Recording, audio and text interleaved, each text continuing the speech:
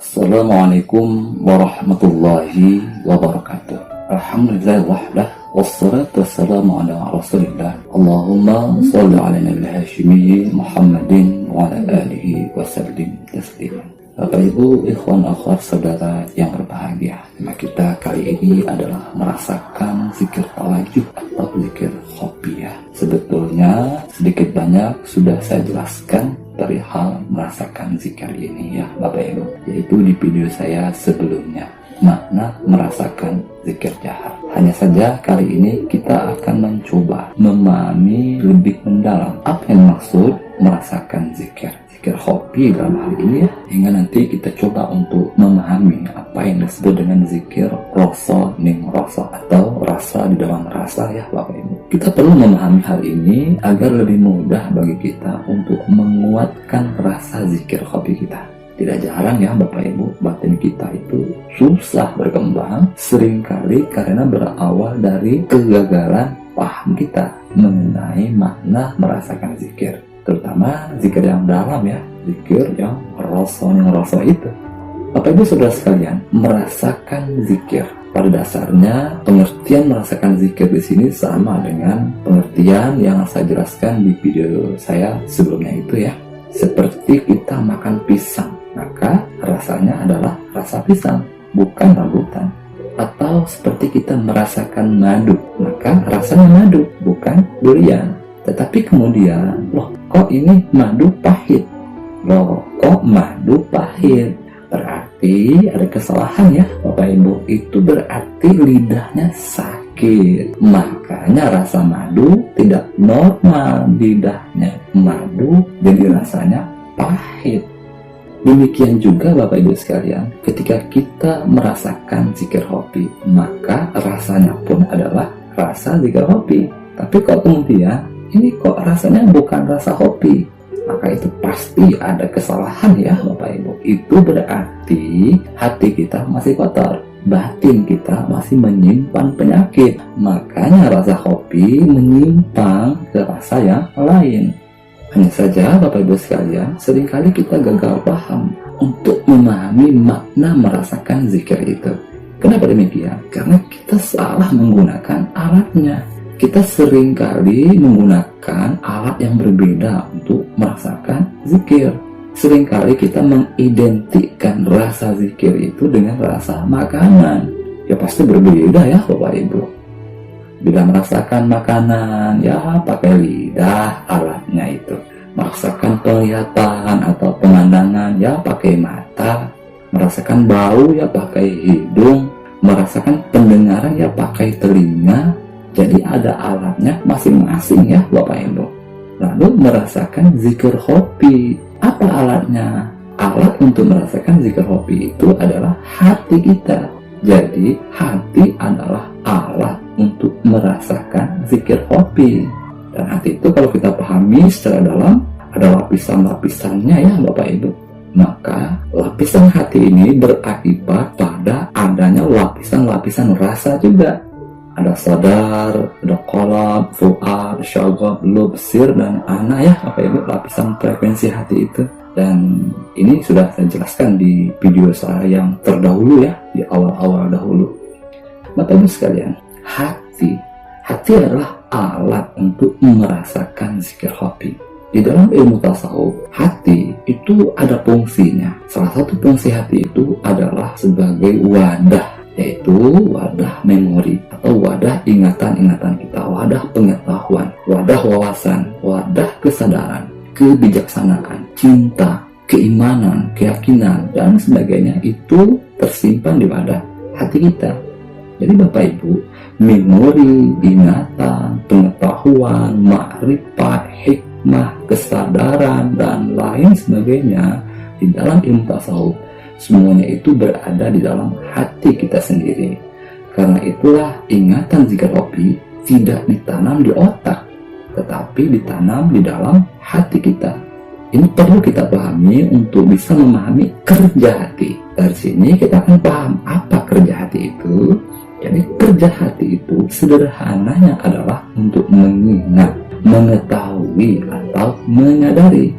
Jadi Bapak Ibu sekalian, bila mata itu melihat, telinga itu mendengar, lidah itu mengecap, maka hati itu mengingat, hati itu mengetahui, menyadari. Ini artinya merasakan zikir hobi itu kita mengingat atau mengetahui zikir hobi itu.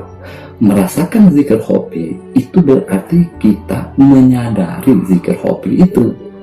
Maka bila kita ingat, kita tahu, kita sadar dengan zikir hobi kita, yang dalam bahasa Arab disebut dengan hudurul qalbi ya, atau dalam bahasa Inggris itu disebut dengan mindfulness atau awareness, maka itu artinya kita berhasil merasakan zikir hobi.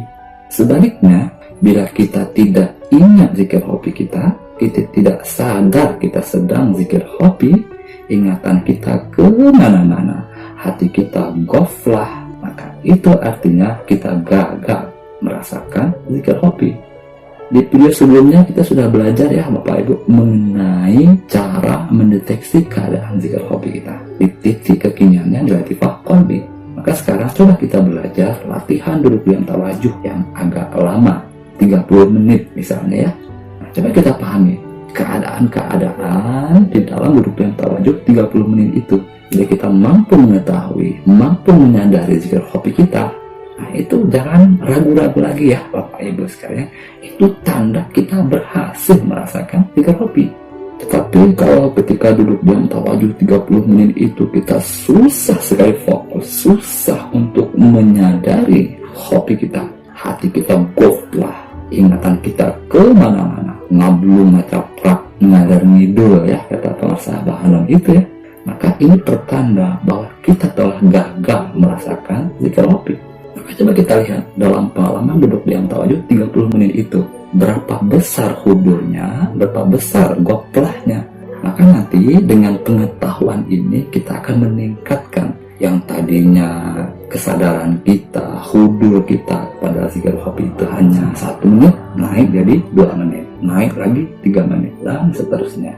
Karena memang tujuan zikir itu kan mengembangkan kesadaran. Dawamu hudur qalbi ma'allah, kesadaran yang penuh, kesadaran setiap saat. Bapak Ibu sekalian berbahagia, jadi sederhana sekali sebetulnya makna merasakan zikir itu ya Bapak Ibu.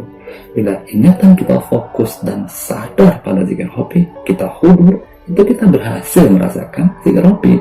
Bila ingatan kita lepas dari zikir hobi, hati kita goplah, pikiran kita kemana-mana, itu tanda kita gagal merasakan zikir hobi. Jadi sangat sederhana sekali ya Bapak Ibu. Bapak Ibu sekalian berbahagia. Kemudian untuk menguatkan pengertian kita mengenai merasakan zikir ini, mari kita belajar dari hikmah-hikmah ma'rifat Qul Agung bangsa Abah Anom sebagaimana yang beliau jelaskan di dalam kuliah-kuliah beliau. Di sini saya akan menghadirkan 3 hikmah saja ya Bapak Ibu. Hikmah pertama, beliau menjelaskan badan di masjid, bibir sibuk membaca, hati menyimpang ke mana-mana. Ini artinya kita gagal merasakan zikir. Apabila badan di masjid, bibir sibuk membaca, tapi hati kita tidak menyimpang kemana-mana, kita mampu menyadari semua itu tanda kita berhasil merasakan zikir. Ini kan isyarat ya dari Guru Agung bangsa Abah Anom. Hikmah yang kedua, tidak kurang badan di masjid, bibir membaca, tapi hati menyimpang ke sana kemari, ke timur ke barat. Nah, ini kan artinya kita tidak mampu menyadari zikir, kita goplah. Apabila hati kita tidak menyimpang ke sana kemari, tidak ngablung ngacaprak, ngalir ngidul, itu tandanya kita berhasil merasakan zikir. Coba kita masuk ke hikmah ketiga. Di sana beliau menjelaskan di mana tawajuh yang tetap batinnya kokoh ke Allah, tidak ke kiri, tidak ke kanan, mengamalkan 1 jam sama dengan ibadah setahun. Ini di sini ada kata kunci dari beliau, yaitu tetap batinnya kokoh, tidak ke kiri, tidak ke kanan. Jadi sebetulnya sangat jelas ya dari beliau. Jadi merasakan zikir itu ya kita ke zikir ingatan kita, kesadaran kita ke hobi. Kalau menyimpang ke sana kemari, berarti itu gagal kita merasakan zikir hobi. Jadi sederhana sebetulnya Bapak Ibu sekalian ya. Jadi Bapak Ibu sekalian, merasakan hobi yaitu kita ingat, kita tahu, kita sadar kita sedang hobi. Hati kita hudur di situ. Nah, ini adalah merasakan zikir hobi. Bila ingatan kemana-mana, kita goplah, kita tidak mampu menyadari zikir hobi, itu tanda kita gagal merasakan zikir hobi. Bapak Ibu sekalian berbahagia, melalui penjelasan tadi itulah nanti, maka kemudian kita akan dapat pahami apa yang dimaksud dengan rasa atau rasa di dalam rasa itu, di dalam pengalaman zikir pada Allah. Tentu saja kita sudah bisa mengira-ngira ya Bapak Ibu, apa yang dimaksud dengan rasa itu. Bila ingatan hobi kita itu benar-benar menetap di kekiniannya, benar-benar tekasisi, tekagigir, ngablu ngacaprak ngalir ngidul, hobi kita, ingatan kita benar-benar tidak menyimpang dari kekiniannya di titik latifah qalbi. Ingatan hobi itu mentunggal, memusat, menetap dalam pengalaman baqabillah. Maka inilah yang dimaksud dengan rasa itu. Jadi bahasa sederhananya, bila zikir hobi kita itu semakin halus, semakin fokus, semakin lembut, semakin terkonsentrasi, semakin terpusat, semakin menetap. Tadinya banyak ingatannya di awal-awal itu di tingkat lapisan hati yang sedang sadar, lalu semakin terpusat di tingkat qalbu, semakin terpusat di tingkat fuad, di tingkat syago, lub, sir, sehingga ingatan itu benar-benar tunggal, memuncak, terpusat, menetap di titik hati yang disebut dengan ana, yaitu dalam pengalaman baqabillah. Maka inilah yang disebut dengan rasa itu. Jadi begitu ya Bapak Ibu sekalian, sangat sederhana sekali. Dan tentu kita semua setelah ini tidak lagi kebingungan apa yang dimaksud merasakan zikir itu, atau yang dimaksud rasa itu. Karena itu Bapak Ibu sekalian ya, janganlah kita membuat pengertian yang aneh-aneh mengenai merasakan zikir itu, mengenai rasa itu, sehingga akibatnya hanya akan menyulitkan diri kita sendiri dalam pengamalan zikir, sehingga sebagian kita jadi bingung apa yang dimaksud merasakan zikir. Padahal bila kita memahami penjelasan melalui isyarat hikmah ma'rifat guru agung bangsa Abah Alam tadi, merasakan zikir itu tidak aneh-aneh ya, tidak ribet, tidak serumit yang kita bayangkan. Ya kita fokus saja sama zikir hobi, maka itu tanda kita telah berhasil merasakan zikir hobi. Kadang merasakan zikir itu dihubungkan dengan hal-hal yang mistik, yang aneh-aneh, yang fantastis kelihatannya. Padahal justru pengalaman aneh, mistik, fantastis kelihatannya itu ledakan tangisan katarsis misalnya, masuk ke dunia lain, fana, dan lain sebagainya. Semua itu merupakan pertanda bahwa kita belum bisa merasakan zikir.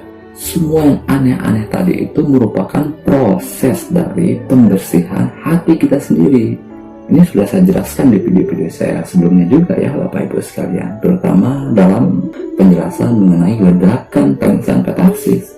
Jadi itu bukan tanda bahwa kita berhasil merasakan zikir. Justru kalau kita kaji lebih dalam, ledakan tangisan katarsis, fana, masuk ke dunia lain dan lain sebagainya, itu justru tanda bahwa kita gagal merasakan zikir.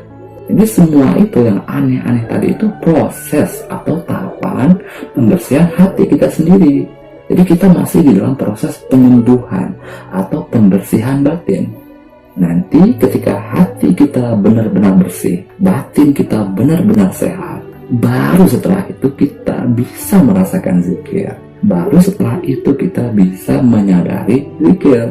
Ya seperti lidah kita tadi ya Bapak Ibu. Lidah kita sehat, maka akan lebih mudah bagi kita untuk merasakan madu. Baik Bapak Ibu sekalian yang berbahagia, itu saja yang dapat kita pelajari pada kesempatan kali ini. Semoga ada hikmahnya untuk kita semuanya. Allahumma sholli ala nabi Hashimi Muhammadin wa ala alihi wa sallim taslima. Allahumma sholli wa sallim wa barik alaihi. Wassalamualaikum warahmatullahi wabarakatuh.